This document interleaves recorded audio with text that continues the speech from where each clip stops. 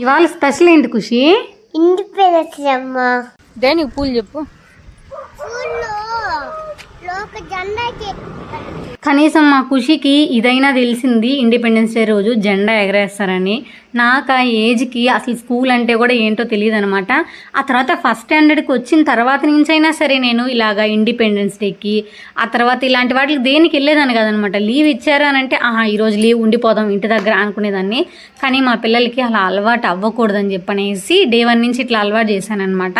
So independence day అంటే ఏంటి అని మినిమం కనీసం వాళ్ళకి అర్థమయ్యే ఏజ్ కాదు, కానీ మనం ఎంతో కొంత చెప్పడానికి ట్రై చేయాలి కనీసం. అప్పుడే వాళ్ళకి కొంచెమైనా అర్థం అవుతుంది.